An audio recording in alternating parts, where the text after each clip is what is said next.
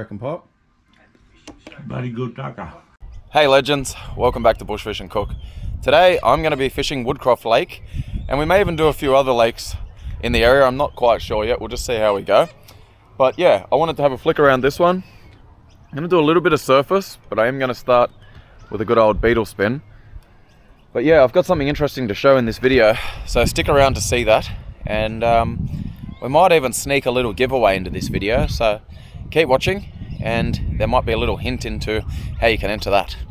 Alright, let's get into it and see what happens, legends. Well, I don't have much more on me today, but I'll run a Rapala Creeper as my trailer. I don't mind a curltail grub as a trailer anyway. But I was hoping to run a paddle tail, and then I realised I've left all of those at home. Sorted out all my fishing gear.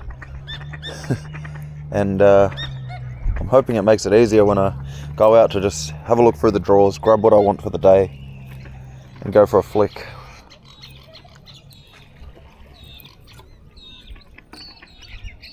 I find the back of the lake here is a bit better because it's very weedy around the front. Let's move on around there. There's a couple of little pockets here that are worth casting at and not missing. Anywhere here you find that there's no weed, I like to get a cast in and just run the edge of this sort of stuff anyway. You'd be surprised how many fish just pop out the edge of this sort of stuff, you know?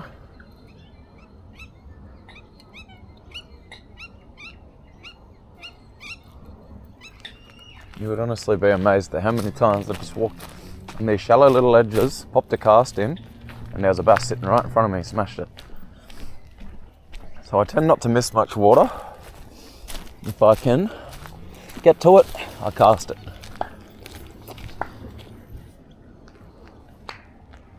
First he was feeding the fish, now first he was feeding the birds, now he's scaring them all away. And he wants to feed certain ones. Crud in this lake, but too. Like rubbish. Yep, little fresh stockers are popping out of those weed beds every cast almost. They're just probably about that big. But if they're in the mood, hopefully some bigger ones are too. Usually in this opening I usually get one or two if I fish a beetle spin.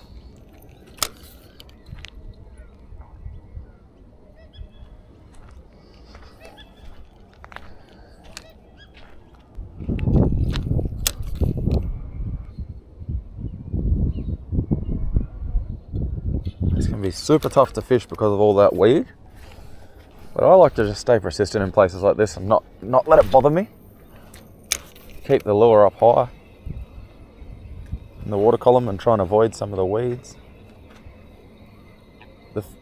The bass, that's the thing about them, they'll come out of the weeds to smash a beetle spin like at the surface.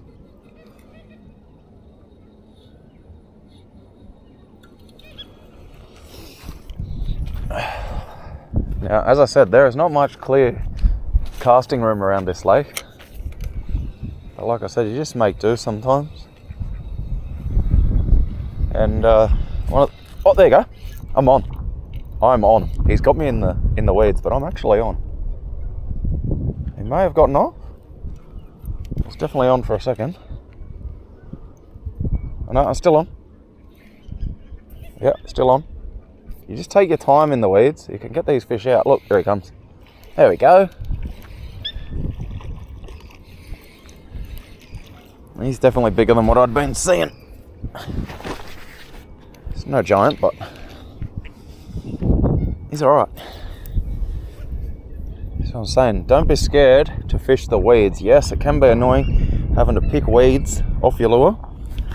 But see, these guys, that's where they like to hide. They just ambush stuff as it's coming over the top of the weed beds. Such a nice fish. Pinned real well on that bit bigger hook. I tend to use bigger hooks than most people. I'm going to explain that in the near future. Especially with frogs. I've got a very different way of fishing frogs, I think, than a lot of people. So I'll explain that soon when we get a chance to go out and fish some frogs. Chuck this guy back anyway. See if we can find a few more. See you, mate.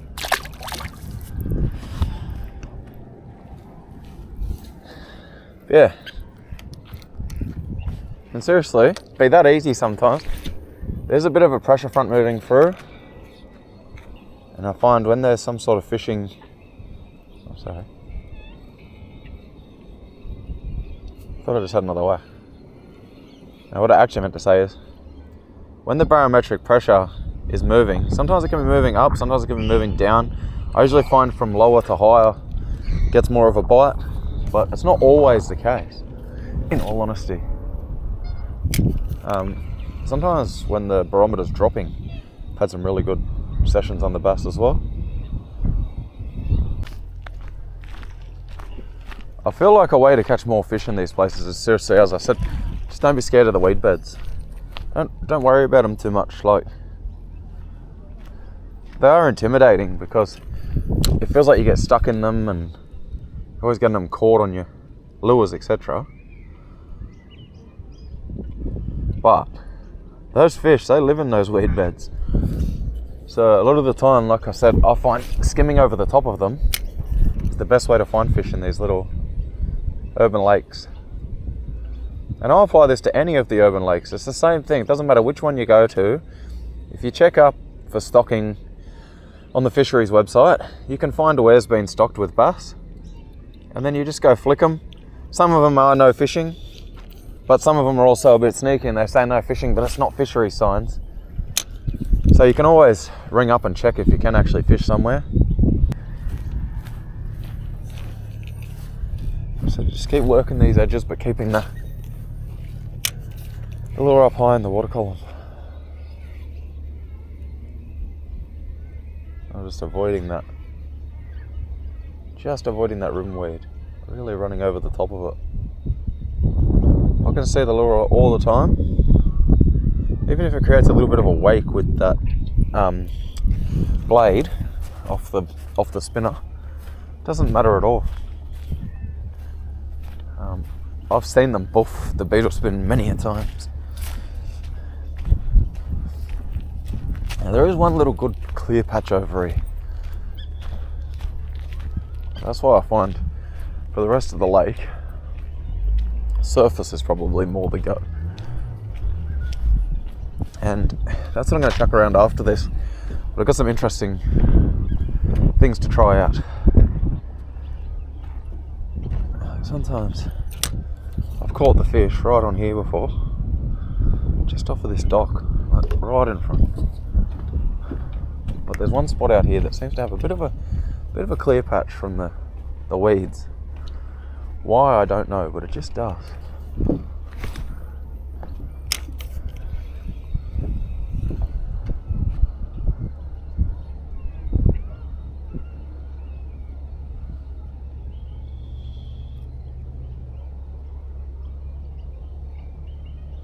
Yep, there we go.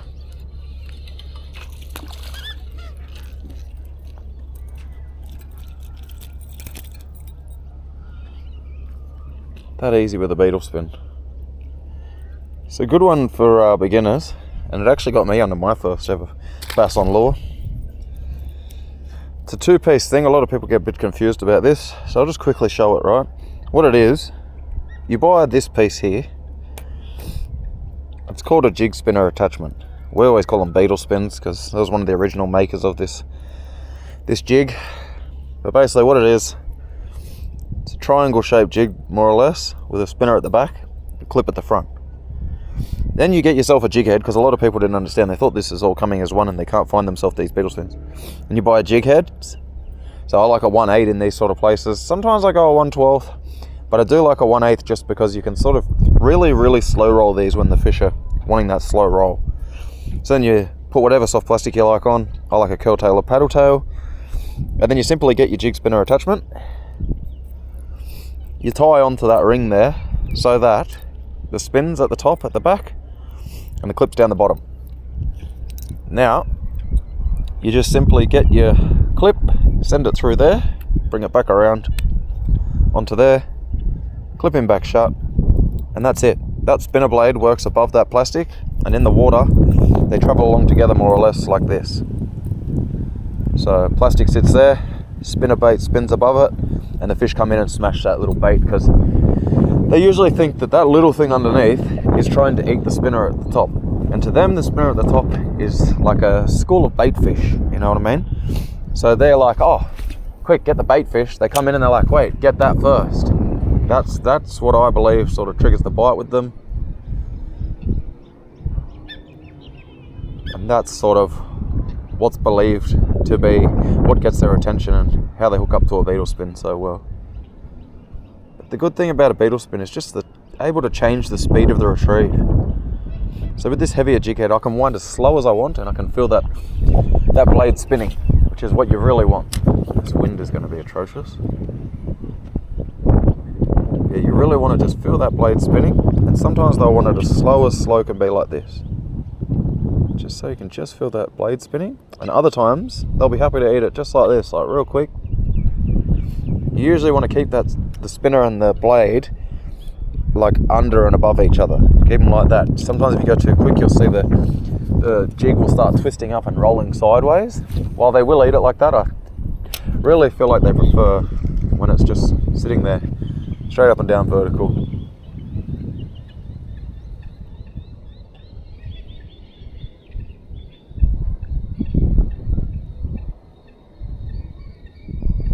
Oh, that was a little tap.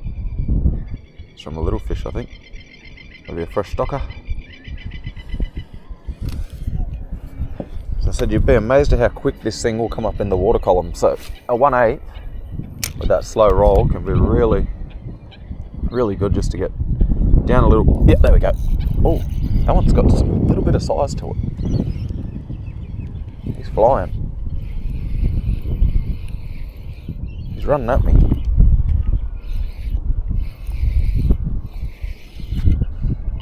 He's alright.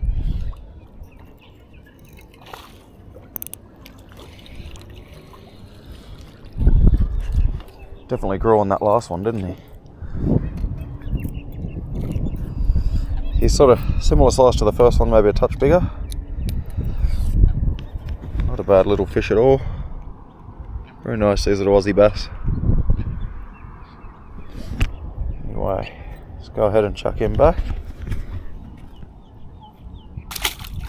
Head first, took off like a rocket. There was a little bit of a southerly yesterday, and it's a little bit southerly today, so I didn't expect there to be a fire bite.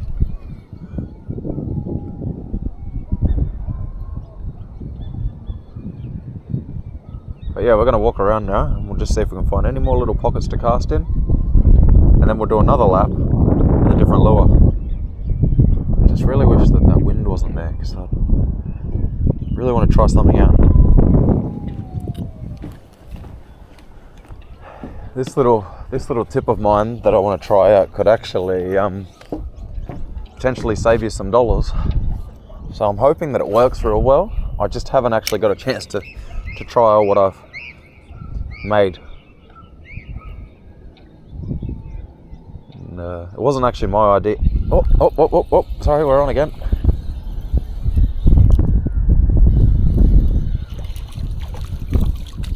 There's all these little shrimpy things or little fish jumping out. There you go. Another little bass. He was quite unexpected. There we go. See you, mate. That's what I mean. It can be that easy to fish these places with lures at times. And it's not always easy, don't get me wrong. You can come out here, you can cast a bunch of times and not catch a thing. I've been here, I've done that. But other days, it's definitely worth at least trying to flick a lure around first, I feel like.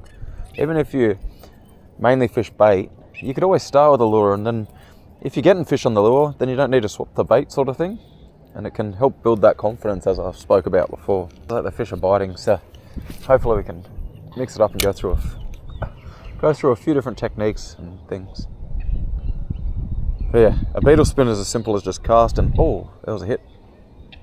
Simple as cast and work out which speed the fish seem to want it on the day. Sometimes they want it slower, sometimes they want it faster. It's definitely a fish.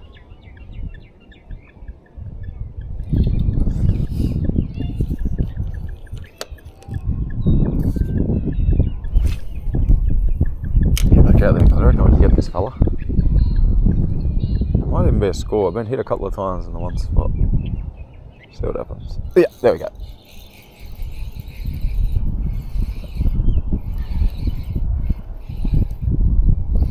I knew there was fish there. Get out there.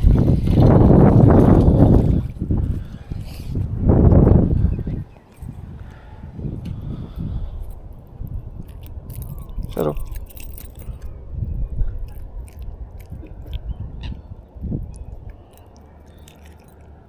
Yes, another nice little bass.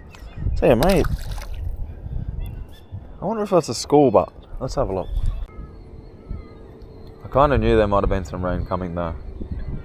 This is part of the pressure change I was talking about, and why they're possibly so fired up right this minute. Yeah, let's keep moving. I said I will never miss any of this water just in case. I've had big fish run out of this ridiculous little bits of weed, and it's absolutely blown me away. Since then, I never miss casting around the lake. Some of the biggest fish have hit me, you know, in those sort of spots. Yeah, this one's an interesting one. Someone's got fishing line stuck right across the lake over there. Got pain in the butt.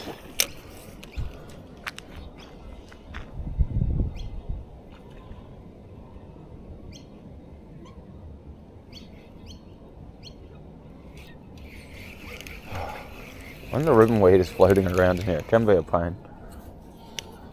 That's my least favourite thing about the black swans that live in these lakes. I love the bird. Hate what they do with the ribbon weed.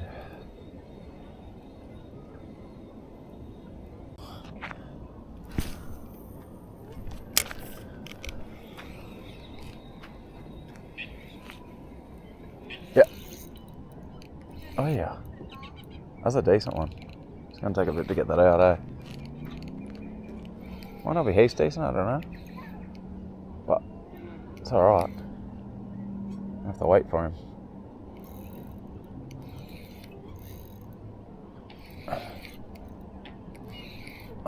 Oh no, I dropped him. Bugger! Too much. I mean, too much shit.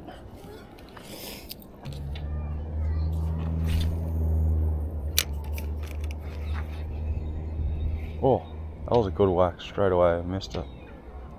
He might come back, that one.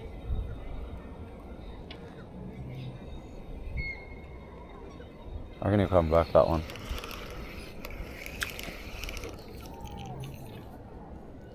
Yeah, there's still a fish like focusing on the top. Okay, where did that go? There he is. He's only a little fella.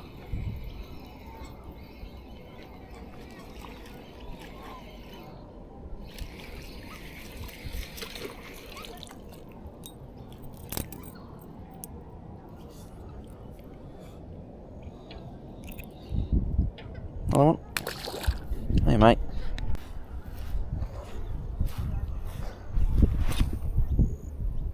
I find this side of the lake one of the toughest. It's just like a lot of ribbon weed over here. If you can get a bass before it, you can usually work them back through it, but so that's what I try and do. Keep that beetle up high like I said. Work it through just above the weeds. See it coming now. If you see a hole, sometimes just like drop it in that hole a little bit, shake it through.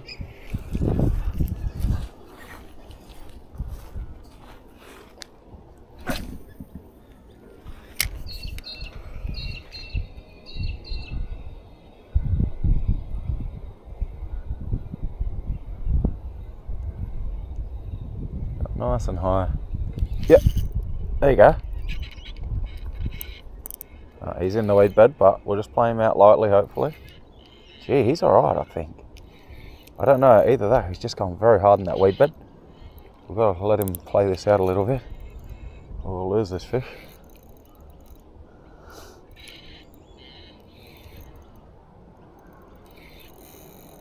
Hear that noise when it's squealing? That's him running down into the weed bed. He's not heaps big. He's alright. He's actually alright. He's probably the biggest fish of the day. Just see if we can keep him on. He's the biggest fish of the day I've seen, mind you, because that other one was pretty good. Oh, he's actually a little bit bigger than I thought he was going to be, I think. So they start getting that bump on their head. Oh yeah, he's alright. He is pretty good. He's one of the bigger fish that I've pulled from here in a while. Just to give you an idea, if I have it in here, I'm not sure. I'll have to have a quick look. My braggy. I don't know if I have it. It might be in my car. No, I think it's in the car. But anyway, I think he's about, he'd be pushing 40. He's probably 40 centimetres to be honest. Let's have a look. Next to me, size 10 shoe. And he's a good fish. Get a quick measurement on the rod. A quick look at him and then chuck him back. Is there something you'll line up between on the... Oh, he perfectly lines up. Yeah, good. He's literally between that mark there on the bottom eye, and he finishes up right on that line there. Perfect. We can easily get a measure on him after. I'll get the braggy out before we keep going, I think. Nice Aussie bass. Oh, I told you, that's why you don't worry about them weed beds. Like, a lot of people are so scared of them, and I'm not. I'll just slowly work my fish through it. It can be annoying, of course. Yeah, look at that. Prized fish for my efforts.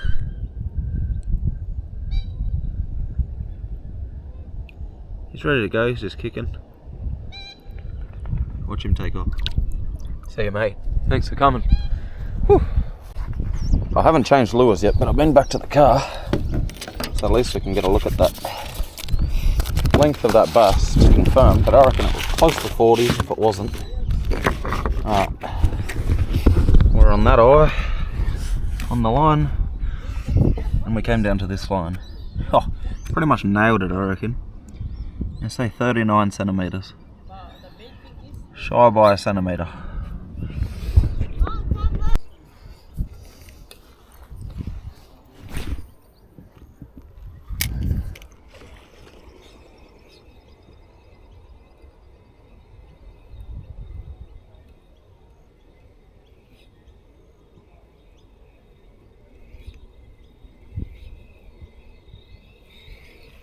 It'd be great if you could rip a vibe through this lake, but a little tough. I think we go pond hopping in a minute.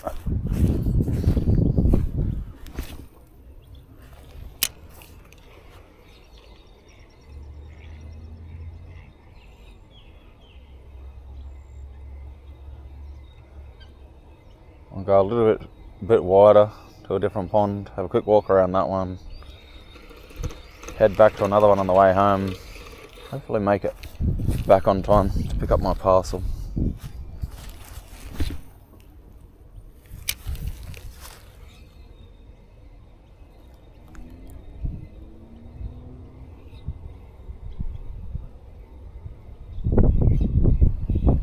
Oh yeah. Oh. Yeah, okay, that's an alright one too. Glad we got the braggy now. Hopefully we can get this fella out.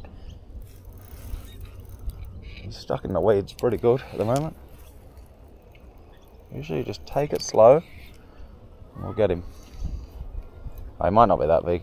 I don't think he's as big as that other one. Oh, I don't know. Him squealing his way back in there. Oh, he's alright actually. He's a pretty good fish, I think. Just gonna try and keep a little bit of tension up there. I'll pull my bag down. Oh no, he's not as big as the 39, 40 one we got. They really get their head down in that weed.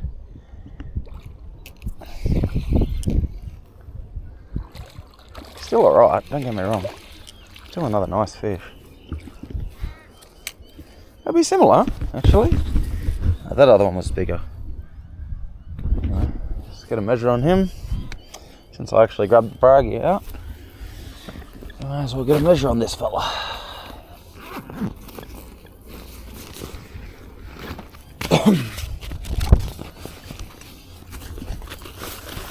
Hey.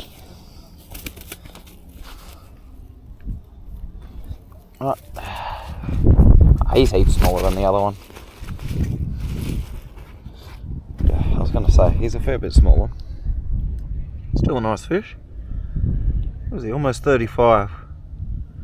Nice. Saddle.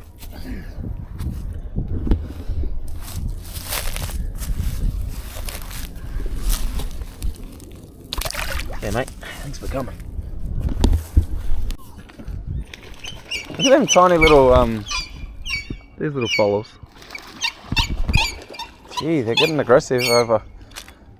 Almost decided he wanted to say hello to the kids. The two hens are smashing him. I think the red's the male, from memory. And the other one's the female. It's cowering from them. Oh, there's three little guys. I didn't see all three of them before. Hopefully we can catch one. No, I'm just kidding. Definitely just joking. Sorry, that was not even funny. It was pretty funny. I want a bass. Big bass. Over here. Hopefully there's not so many big bass hanging around just over here. Otherwise those guys are not going to last long. They will become bass food. Alright. I've got about 40 minutes here at Malone Bar Lake now. Or Lake Malone Bar, they call it. This one's at Marsden Park. Have a little flick around here and see what we can manage. They do stock this one regularly as well. Last time I was here I did well down here. I can hear some kids talking, so they might already be fishing. I want to steal their little spot. Happy to fish anywhere. I can't see them. We might fish the other side if they're on this side. We'll see what happens. Wait up! What happened to the giveaway? Well, there is a giveaway, so if you stuck around, this is your chance to win. Basically, I have 3 of these, well, you could call it a Daiwa show bag, basically. I received these bags from Cameron, the owner of the Australian Bass Angler at Penrith, after I attended a Daiwa talk night. So, the Daiwa talk night, if you went, there was a ticketed event, and you received one of these bags. Now, Cameron was given a few extra bags, and they were given to me. So there's 3 chances to win over the next few videos. I'm going to do them all separately. Cameron is going to draw them on a live video on my channel coming up in the near future. Once all 3 giveaways are done, then I'm going to draw them out. All 3 at once, live on the channel in the Australian Bass Angler at Penrith. So I just wanted someone else to draw the winners, basically, because it just feels a bit better having someone else do it, and I spoke to Cameron about it and he was happy to do it. So appreciate that, mate. Now, basically, what happened was, as I said, went to a talk night, received one of these bags. There is about $70 to $80 worth of Daiwa gear in here. I won't show you everything, because even to me it was a little bit like a show bag, so I won't give away all of the surprise. Let's pull something out. There you go, that's something you may receive in one of the bags. They're all a little bit mixed up. They're not all exactly the same from what I noticed. So that's a good thing, because you then don't go, oh, but I already know what's in the bag. You won't know what's in the bag, because I'm not going to show any more than that. Over the next couple of videos, as I said, stay tuned. They may not be at the end, they may be in the middle, they may be at the start of the video. But yeah, there's 3 bags to give away, and the idea is, all I want you to do is be a subscriber from inside Australia. So you need to live here in Australia. You need to like this video. You need to leave a comment on this video. The comment you need to leave on this video is, what is your favorite lure and why? Maybe even what you like to target on that lure, the biggest fish you've caught on that lure. Just a little story about your favorite lure and why it's your favorite lure is the main thing I want to see in the comment. No hashtags, no nothing. I'll just put you all in the running to win, everyone that puts that comment down. Also, of course, you need to be a subscriber, so don't forget that.